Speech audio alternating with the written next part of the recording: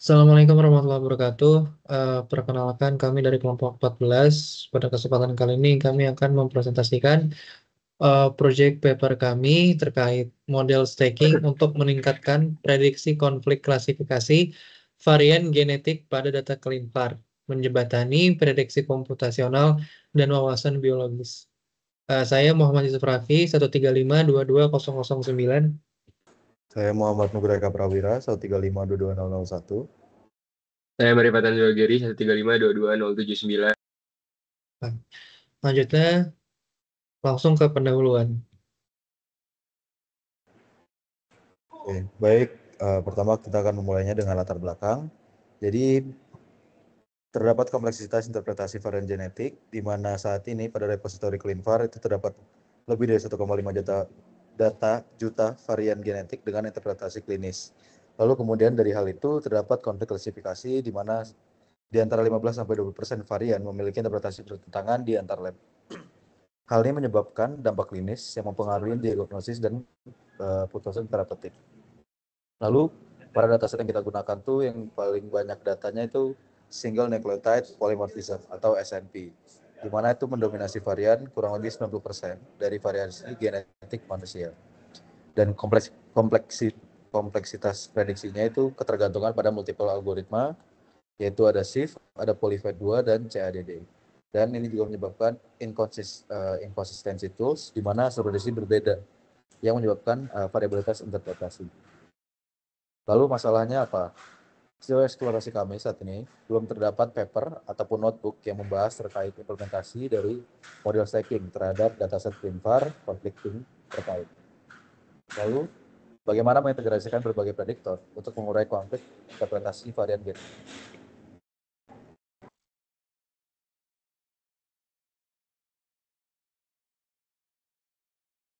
Oke, jadi dataset yang kita gunakan adalah ini in general kita menggunakan dataset ClinVar.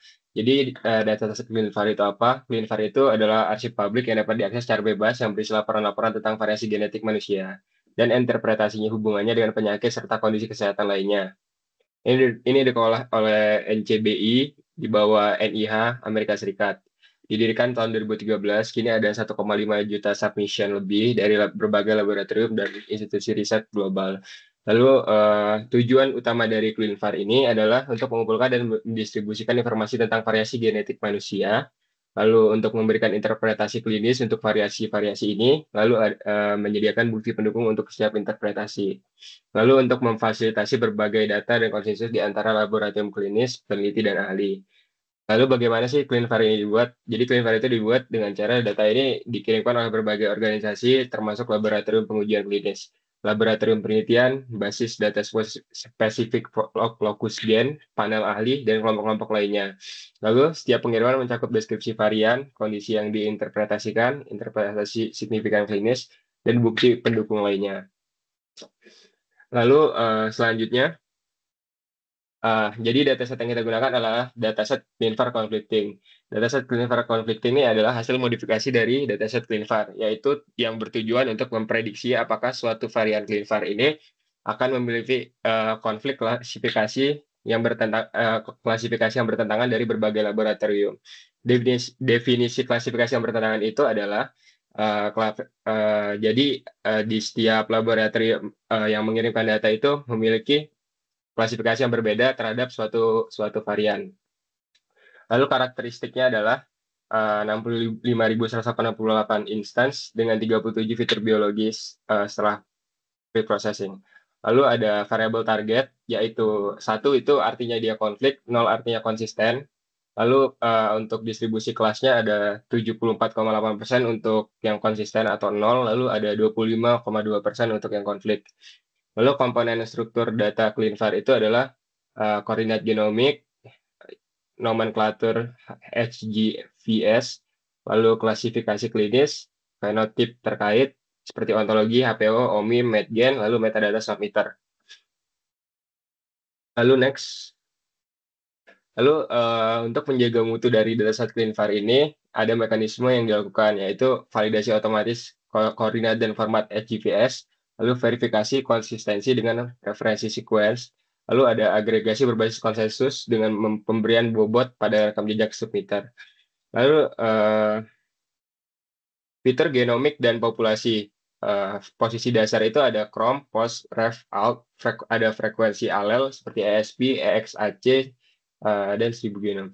Lalu ada metrik konservasi dan konteks seperti PILOP, PASCONS, ada konteks yaitu exon, intron, atau posisi dalam protein. Ada juga skor prediksi fungsional yang digunakan alat tradisional yang biasa digunakan pada laboratorium yaitu SIFT, PolyPen 2, dan CADD. Next. Lanjut ke metode dan algoritma. Jadi pertama kami mulai dengan EDA. Jadi yang pertama kami temukan adanya inkonsistensi tipe data, di mana fitur posisi genomik ini tersimpan sebagai objek yang harusnya bernilai numerik. Jadi fitur yang bermasalah itu ada cDNA position, CDS position, dan protein position. Dan juga selain dia mengandung numerik, dia juga mengandung nilai rentang dengan pemisah yang menandakan range-range tertentu dalam posisinya. Adapun akhirnya kami mengekstraksi atau mengkonversi nilai objek ini menjadi numerical, lebih tepatnya ke integer, dan juga kami memilih untuk posisi awalnya. Karena apa? Karena secara biologis posisi awalnya itu lebih relevan dalam merepresentasikan posisi awal varian. Berikut adalah sebelum kita konversi masih bentuk string dan setelahnya sudah menjadi bentuk integer atau sebenarnya float ya. Jadinya PT 0. Lanjut lagi, kami juga menemukan di mana di fitur exon dan intron dia itu memiliki tipe objek tapi berisikan integer juga seperti sebelumnya, dan juga ini malah berisikan pecahan seperti yang dilihat pada gambar sebelahnya, ada 5/28 atau 4/27. Akhirnya kami melakukan transformasi dengan konversi ke bentuk desimalnya. Nah, secara biologis kedua fitur ini juga merepresentasikan posisi relatif varian dalam struktur gen. Maka dari itu, kami masih menganggap aman bahwa jika kami mengkonversi dari string pecahan ini ke float 4, atau bentuk desimalnya.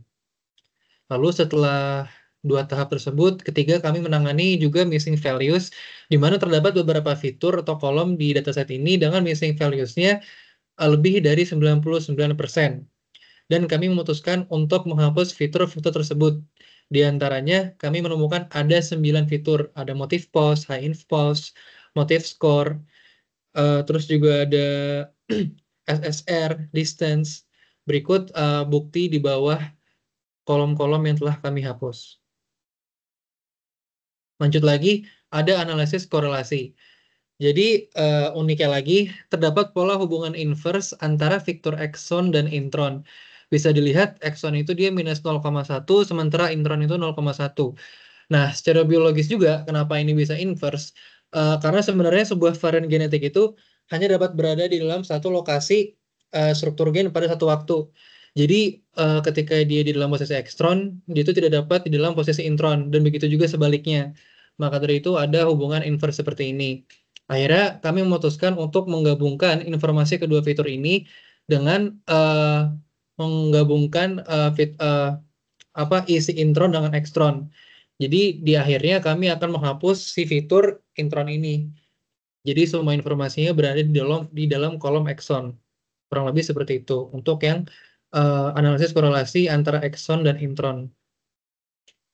Selanjutnya, kami juga menemukan korelasi sempurna atau R itu bahkan sama dengan 1 di antara cDNA position, CDS position, dan protein position.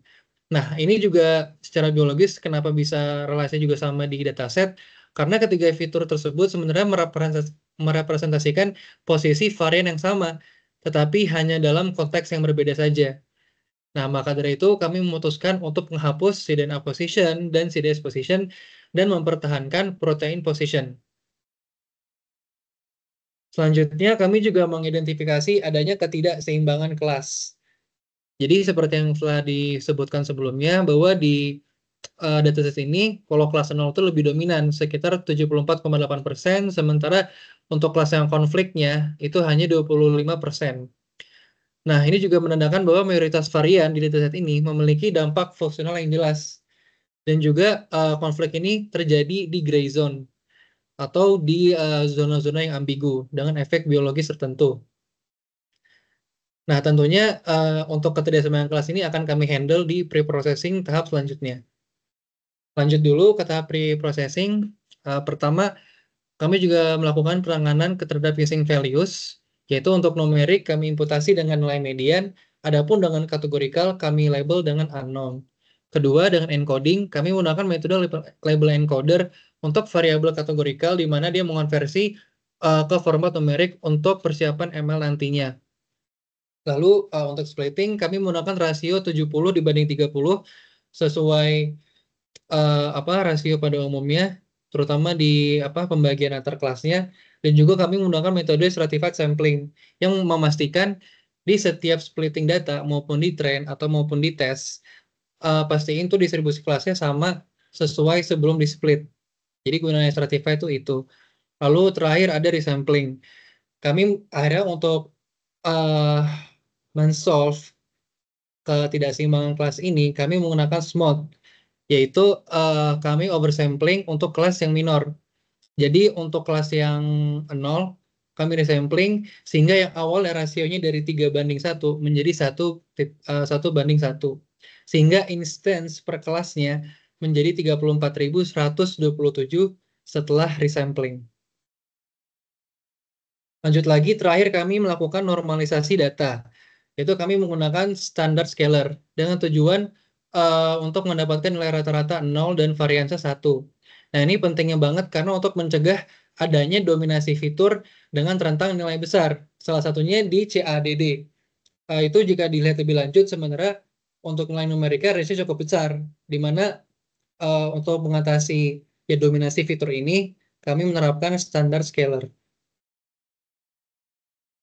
Selanjutnya, modeling dan training. Arsitektur stacking kami, yaitu kami menggunakan two level. Pertama di level 0, di base learner-nya, kami menggunakan ada random forest dan juga XGBoost. Lalu di level 1, untuk di mental learner, kami menguji ada 3 alternatif untuk mental learner nih. Jadi bisa rich classifier, bisa logistic regression, atau bisa juga gradient boosting classifier.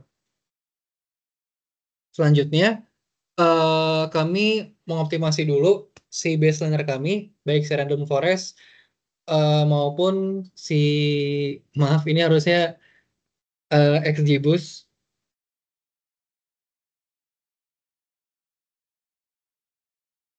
Jadi untuk di optimasi random forest ini, kami menggunakan hypermeter tuning, di mana kami mengetes dulu beberapa hypermeter dengan metode randomized search CV, yaitu dengan 10 iterasi dan 3-fold cross validation. Adapun hasil optimal dari hypermeter tuning yang dijalankan tadi menghasilkan dengan estimasinya 109, maksimum depth-nya 14, dan begitu juga seterusnya. Adapun untuk yang XGBoost-nya, kami juga menerapkan hypermeter, sama juga metodenya randomizer CV 10 iterasi dengan 3-fold cross validation, di mana itu menghasilkan setelah di training hasil optimalnya dengan hypermeter sesuai yang ada di PPT ini, yaitu dengan NSMS 102, maksimum depth 5, dengan learning rate, subsample, dan juga regularisasinya seperti sedemikian. Nah, setelah kami optimasi, baru kami melakukan implementasi staking-nya. Nah, implementasi staking kami ini juga dengan stratified k-fold dengan 5-fold untuk lebih tepatnya.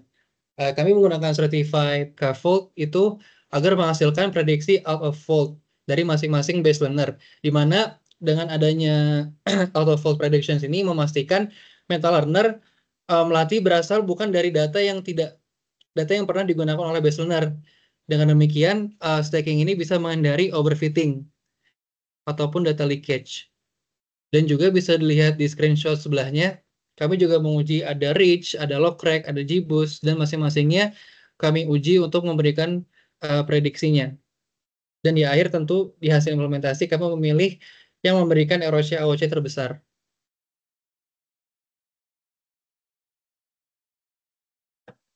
Lalu dari hasil eksperimen tersebut, kami mendapatkan performa model random forest dapat dilihat di tabel berikut. ROC AOC-nya 0,8214, akurasinya 0,7842, dan ya dapat dilihat di tabel berikut ya seterusnya. Sebenarnya tidak jauh berbeda dari semuanya, cuman dapat disimpulkan bahwa yang stacking itu cukup peningkatan performa dan performa tersebut sebenarnya lumayan dibutuhkan di dalam analisis clean var conflicting ini. Lalu yaitu next. Lalu keunggulan logistic regression sebagai meta learner ini itu sebenarnya dapat dijelaskan oleh interpretabilitas logistic regression sendiri. Sebagai model linear, logistic regression itu mampu mempelajari skema pembuatan optimal untuk penggabungan prediksi dari random forest dan XGBoost tanpa menambahkan kompleksitas berlebih yang berpotensi menimbulkan overfitting. Ya seperti yang saya bilang tadi, hal ini tuh penting buat transparansi model dan konsistensi hasil dalam praktik klinis. Lalu dari hasil-hasil eksperimen tersebut ya dapat disimpulkan sedikit bahwa stacking model tuh unggul dari base learner individual. Lalu fitur-fitur fungsional dan konservasi esensial dalam mengenali varian konflik. Lalu model-model tersebut juga siap diintegrasikan sebagai decision support di praktik klinis genomik. Lalu ya stacking model menunjukkan peningkatan performa yang meski modest krusial untuk aplikasi genomik. Next.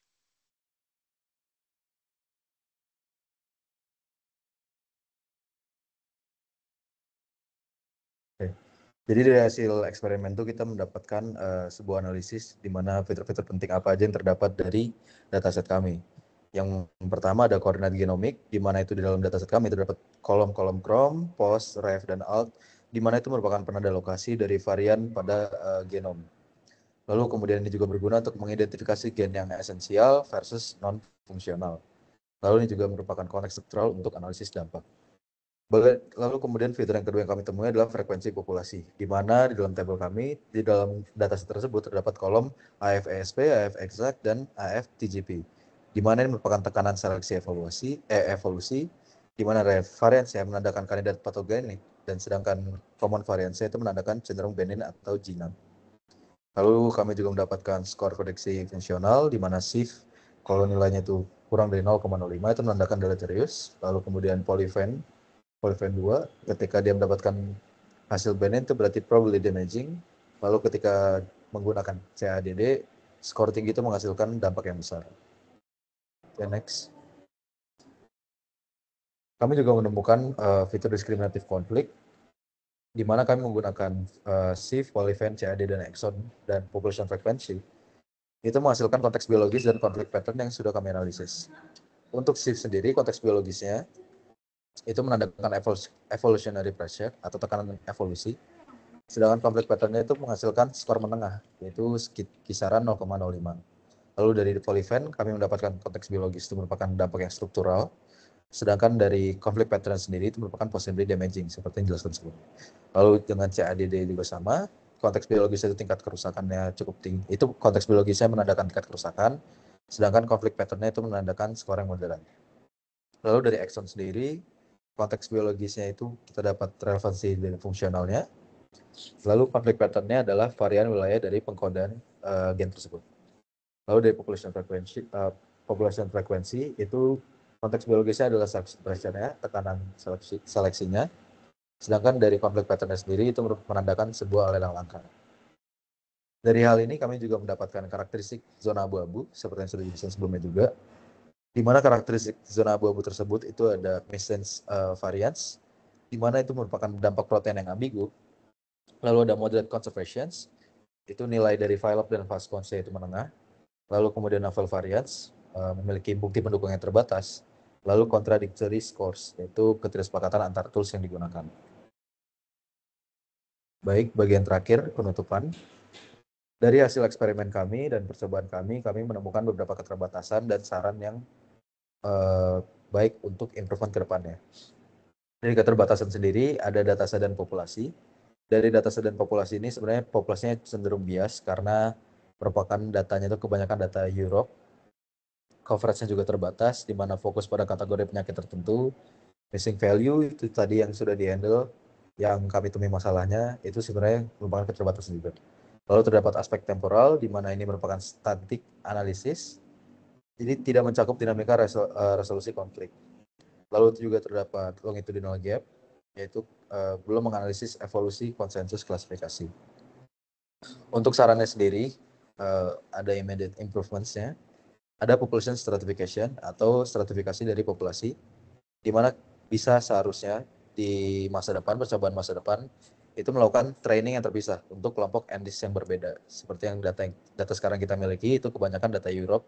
Mungkin di masa yang depan, ketika memiliki dataset yang lebih lengkap, itu kita bisa melakukan training terpisah untuk berbagai kelompok NDIS. Lalu ada advanced imputation. Saat ini kan imputation yang kita gunakan hanya menghandle ketika missing values-nya itu lebih dari 99%, maka kita hilangkan datanya.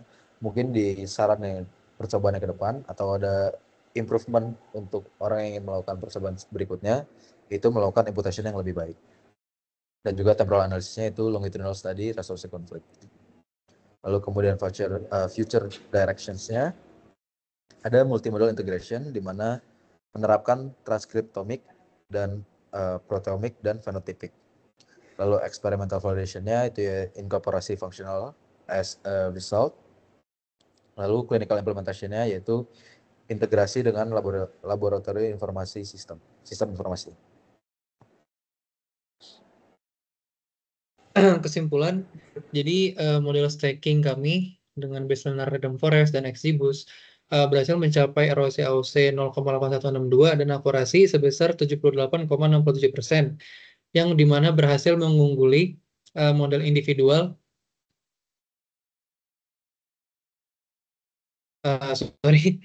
Jadi model stacking kami berhasil mengungguli model individual dalam membedakan varian konsisten dan varian yang berkonflik, di mana model ini menunjukkan potensi sebagai decision support tool untuk standarisasi, interpretasi varian, dan peningkatan kualitas praktik genomik klinis, terutama pada region yang masih berada di fungsional ambigu dengan prediksi komputasional yang kontradiktif.